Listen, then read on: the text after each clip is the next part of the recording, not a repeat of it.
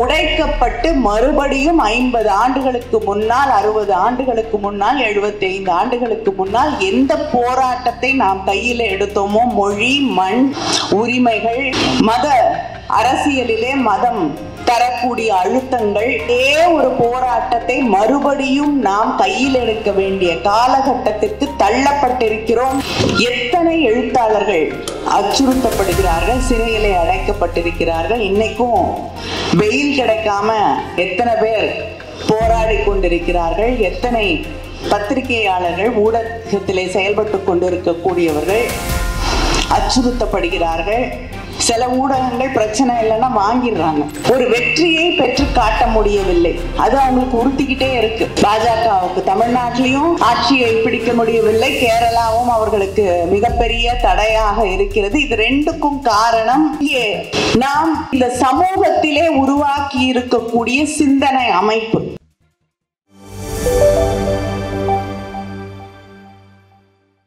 இந்த நிகழ்ச்சியிலே கலந்து கொள்வது என்பது எனக்கு ஒரு வித்தியாசமாக தோன்றக்கூடிய இன்னொரு இயக்கத்திலிருந்து வந்து ஒரு நிகழ்ச்சியிலே அங்கே கலைஞர்களுக்காக, எழுத்தாளர்களுக்காக நடத்தக்கூடிய ஒரு நிகழ்ச்சியிலே நான் கலந்து கொள்கிறேன் என்ற உணர்வு எனக்கு இல்லாமல் நான் இந்த நிகழ்ச்சியிலே எப்படி திராவிட கழகத்தின் நிகழ்ச்சிகளில் என்னுடைய தாய் வீட்டு நிகழ்ச்சியிலே கலந்து கொள்வது போல கலந்து கொள்கிறேனோ, அதே போலத்தான் தமுஏசா அமைப்பின் நிகழ்ச்சிகளிலே நான் கலந்து கொள்கிறேன். காரணம், திராவிட முன்னேற்ற கழக மேடைகளில் ஏறுவதற்கு முன்னால் நான் ஏறிய மேடை இந்த மேடைதான்.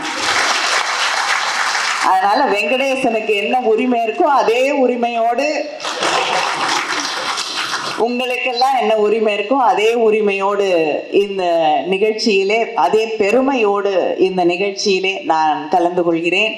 நான் பெருமைன்னு சொல்றதுக்கு காரணம், வேற எந்த ஒரு இயக்கமும், வேற எந்த ஒரு அமைப்பும் இன்னைக்கு தமிழ்நாடு முழுவதும், கேரளால அவர்கள் வைத்திருக்கக்கூடிய அமைப்பு அது வேறு, நாட்டின் பல்வேறு பகுதிகளிலே இருக்கக்கூடிய கம்யூனிஸ்ட் இயக்கத்தை சார்ந்த அமைப்புகள், இலக்கியம் சார்ந்த, கலைகள் சார்ந்த அமைப்புகள் வேறு. ஆனா இங்கே நம்முடைய தமிழ்நாடு முற்போக்கு எழுத்தாளர் சங்கம் தமிழ்நாடு முழுவதும் வேறு எந்த அமைப்பிலும் இல்லாத அளவிற்கு ஒவ்வொரு ஊரிலும் அங்க போய் சில நண்பர்களை, ஒரு ஊருக்கு போனா அங்க வந்து நம்மளை சந்திக்கக்கூடிய நண்பர்கள், இளைஞர்கள் இன்னும் இருக்கிறார்கள் என்ற அந்த பெருமை ஒரு இயக்கத்திற்கு இருக்கிறது, ஒரு அமைப்புக்கு இருக்குது.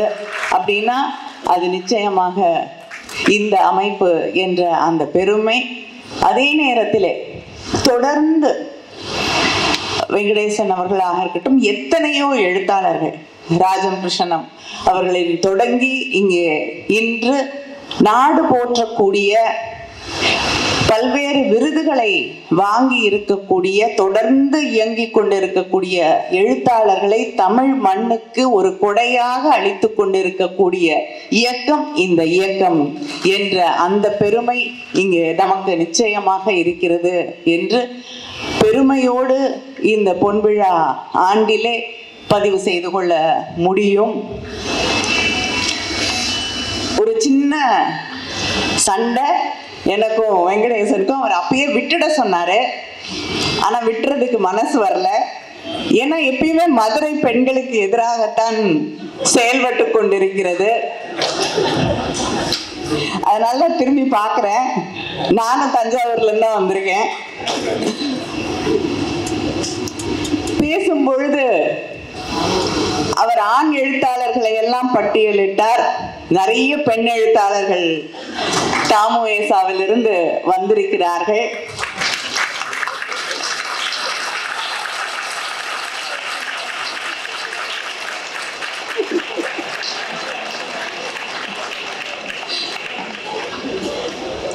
இல்ல, அது அவர் விட்டுட்டாருன்னு சொல்றதுக்காக மட்டும் சொல்லல. இத்தனை பெண் எழுத்தாளர்களை தொடர்ந்து உருவாக்கி ஆண்களுக்கு சமமாக, ஆண்களைப் போல் அவர்களும் இயங்கக்கூடிய, தன்னம்பிக்கையோடு எந்த தடைகளும் இல்லாமல் பணியாற்றக்கூடிய ஒரு களத்தை அமைத்து தந்திருக்கக்கூடிய ஒரு இயக்கம், ஒரு அமைப்பு என்ற பெருமை இருக்கிறது. அதனாலதான் நான் இதை இங்கே பதிவு செய்ய விரும்பினேன். நாம் இன்று பணியாற்றி கொண்டிருக்கக்கூடிய காலகட்டம் என்ன என்று நாம் சிந்தித்து பார்க்க வேண்டும். எதையெல்லாம் திராவிட இயக்கமாக இருக்கட்டும், இங்கே நம்முடைய கம்யூனிஸ்ட் இயக்கங்களாக இருக்கட்டும், எதையெல்லாம் எதிர்த்து நாம் போராடினோமோ, எந்த சமூகத்திலே இருக்கக்கூடிய அடுக்குகள் எல்லாம் அடித்து நொறுக்கப்பட வேண்டும், ஜாதி என்பது உட்பட, எதையெல்லாம் நாம் கடந்து வர வேண்டும் என்ற அந்த உறுதியோடு, அரசியல் என்பது மதங்களிலிருந்து விடுபட்ட ஒன்றாக மாற வேண்டும் என்று இயங்கினோமோ, இன்று அது எல்லாம் உடைக்கப்பட்டு மறுபடியும் 50 ஆண்டுகளுக்கு முன்னால், 60 ஆண்டுகளுக்கு முன்னால், 75 ஆண்டுகளுக்கு முன்னால் எந்த போராட்டத்தை நாம் கையில் எடுத்தோமோ, மொழி, மண், உரிமைகள்,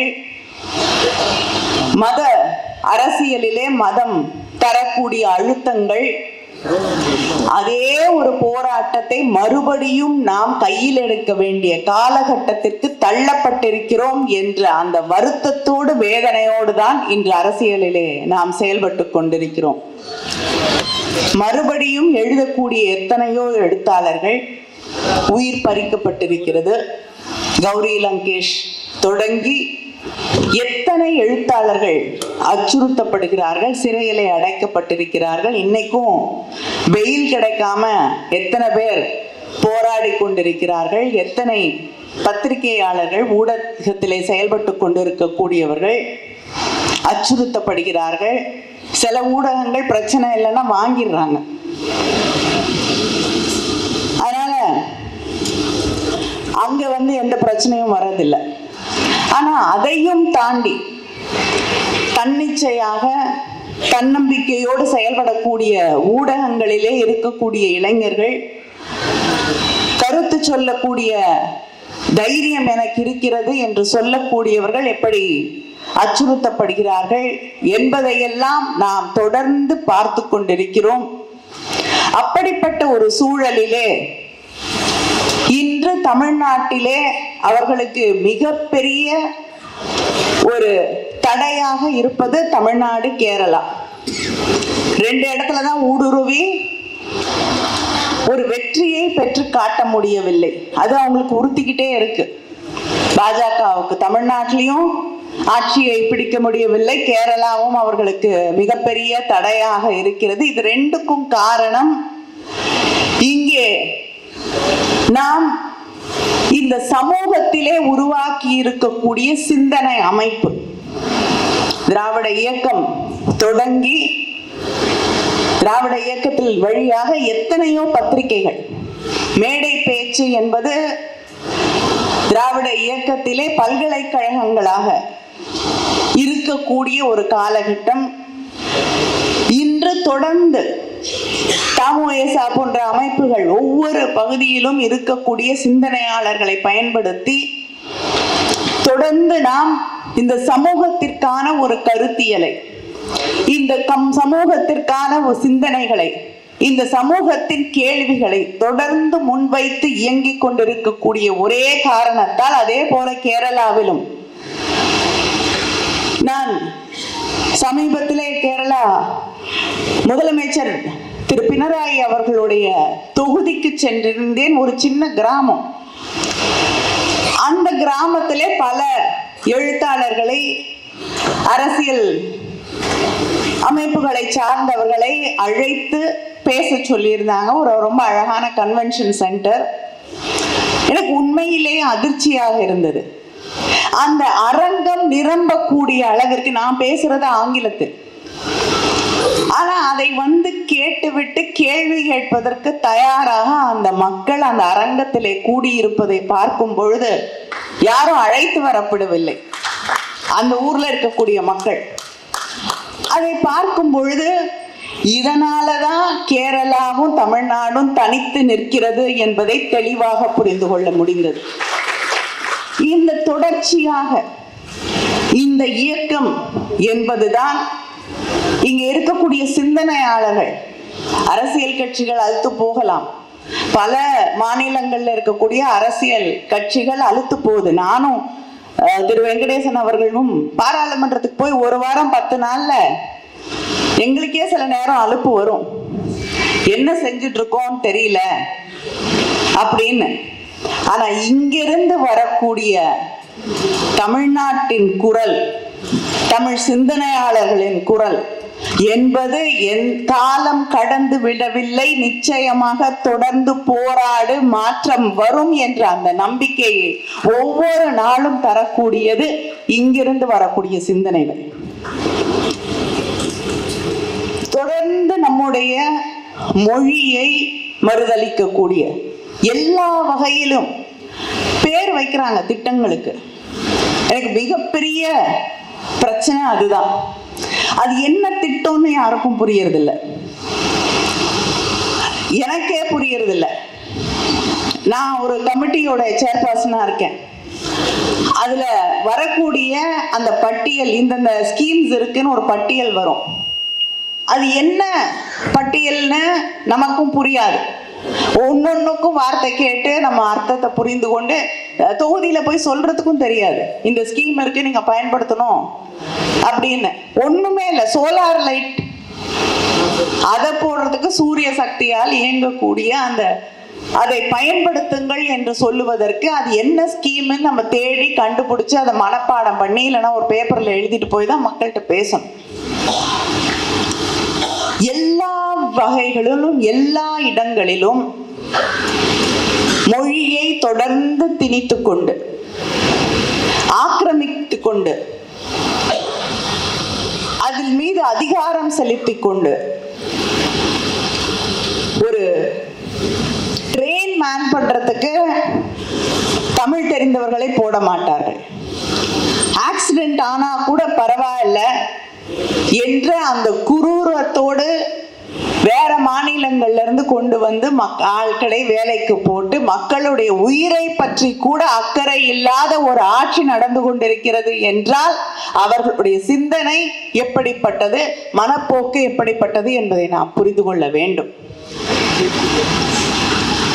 இதை தாண்டி திரு வெங்கடேசன் அவர்கள் பேசும்பொழுது குறிப்பிட்டு சொன்னது போல கீழடி நம்முடைய பெருமைகளை மறுதலிக்க வேண்டும். ஏன்னா இவங்க சொல்லக்கூடிய பெருமைகள்லாம் நம்ம விரல் விட்டு எண்ண முடியாது. நம்ம சாதாரணமா 5000 10,000 அப்படிதான் சொல்றோம். இவங்க 17,000 கோடி ஆண்டுகளுக்கு முன்னால் ஆட்சி செய்தவர்களை பற்றி எல்லாம், மனித இனம் தோன்றுவதற்கு முன்னால் ஆட்சி செய்தவர்களை பற்றி எல்லாம் பேசிக்கொண்டிருக்கக்கூடியவர்கள். ஒரு நாடாளுமன்றத்தில் ஒருவர் ஒரு முறை சொன்னார், நாங்கெல்லாம் ரிஷிகள்ல இருந்து வந்தவர்கள் என்று. அதனால அப்படிப்பட்ட பெருமைகளை பேசக்கூடியவர்களுக்கு நாம் 5000 ஆண்டுகளுக்கு முன்னால் கீழடி பற்றி பேசினார். ஆதிச்சநல்லூர்ல இருந்து தான் நம்முடைய இரும்பின் நாகரிகம் தொடங்குகிறது என்று தமிழக அரசு திட்டவட்டமாக தெளிவாக ஆராய்ச்சிகளோடு அறிவியலோடு அறிவித்திருக்கிறது. உலகத்துல தமிழ்நாட்டில இருந்துதான் சரித்திரம், மனித இனத்தின் சரித்திரம் எழுதப்பட வேண்டும் என்பதை அறிவித்திருக்கிறோம். ஆதாரம் இல்லாமல் இல்லை, அறிவியல் ஆய்வுகளோட, கார்பன் டேட்டிங்கோட. ஆனா அதை ஏற்றுக்கொள்ள மாட்டார்கள். ஏன்னா அவர்களுக்கு அறிவியல் சிந்தனைக்கு எதிராக பயணிக்க வேண்டும், மக்களை திசை திருப்ப வேண்டும். அப்பொழுதுதான் அவங்க கையில அதிகாரம் இருக்கும். யோசிக்க தெரிஞ்சவங்க யாரும் அவங்க பின்னாடி போக மாட்டாங்கன்னு அவங்களுக்கு தெளிவா தெரியும். அதனால இந்த அறிவியல் அடிப்படையிலே சொல்லப்படக்கூடிய அத்தனை விஷயங்களுக்கும் எதிராக செயல்படக்கூடியவர்கள். அவங்க சொல்லக்கூடிய அந்த 17,000 கோடி ஆண்டுகளுக்கு முன்னால் இருக்கக்கூடிய யாராலும் கணக்கிட முடியாத, புரிந்து கொள்ள முடியாத, ஆனால் ஜாதியை, மதத்தை, மக்களை பிளவுபடுத்தக்கூடிய அத்தனை செய்திகளையும் தொடர்ந்து மக்களிடம் சொல்லி நம்மை மறுபடியும் மறுபடியும் மறுபடியும் அடிமைகளாகவே நடத்த துணியக்கூடிய அந்த எண்ணமுடைய ஒரு அரசுதான் அங்கே நடைபெற்று கொண்டிருக்கிறது. அவர்களை எதிர்த்துதான் நான் ஒவ்வொரு நாளும் போராடி கொண்டிருக்கிறோம். இங்கே தமிழின் பெருமையை, அவங்க தமிழுடைய பெருமையை மட்டும் இங்கிருந்து அழிக்க நினைக்கவில்லை. நம்முடைய சிந்தனை மரபை ஒழிக்க வேண்டும். நம்முடைய சித்தர் பாடல்கள்ல கேட்கப்படாத கேள்விகளே கிடையாது. நம்ம என்னென்ன தந்தை பெரியார் அவர்கள் முன்வைக்கக்கூடிய கேள்விகளிலே பாதி கேள்விகளை வச்சிருக்காங்க. இறை வழிபாட்டை பற்றி பல கேள்விகள் இருக்கு. ஜாதியை உடைக்கப்படக்கூடிய கேள்விகள் எத்தனையோ இருக்கு. இதுதான் தமிழருடைய சிந்தனை. உனக்கு நம்பிக்கை இருக்கலாம், ஆனா அந்த நம்பிக்கையை தொடர்ந்து கேள்வி கேட்டுக் கொண்டிருக்கக்கூடிய ஒரு அமைப்பு என்பது தமிழ்நாட்டிலே தொடர்ந்து தமிழ் மக்களோடு தொடர்ந்து பயணம் செய்யக்கூடிய ஒன்றுதான். அதுதான் நம்முடைய சிந்தனை மரபு. அதை உடைத்து கொண்டு அவர்களால் வர முடியவில்லை.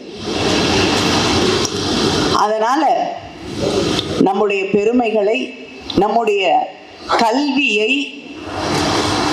நம்முடைய மொழியை, நம்முடைய சிந்தனை போக்கை உடைக்க வேண்டும் என்று தொடர்ந்து அதன் மீது ஒரு ஆக்கிரமிப்பை, அதன் மீது ஒரு வன்முறை தாக்குதலை தொடர்ந்து நடத்தி கொண்டிருக்கிறார்கள். ஆனால் இங்கே இருக்கக்கூடிய தாமோஏசா மற்றும் நம்முடைய கலைஞர்கள், இவர் எழுத்தாளர்கள், சிந்தனையாளர்கள், இவர்கள்தான் அதற்கு சரியான ஒரு அரணாக, அறிவின் அரணாக நின்று இப்படிப்பட்ட படையெடுப்புகளை நிறுத்தக்கூடியவர்கள். அந்த படையெடுப்பின் தடைகளாக, அதற்கு எதிரான அரண்களாக தொடர்ந்து பணியாற்றுவோம். நிச்சயமாக வெற்றி நமது மட்டும்தான் என்ற அந்த பெருமை நமக்கு இருக்கிறது. நன்றி.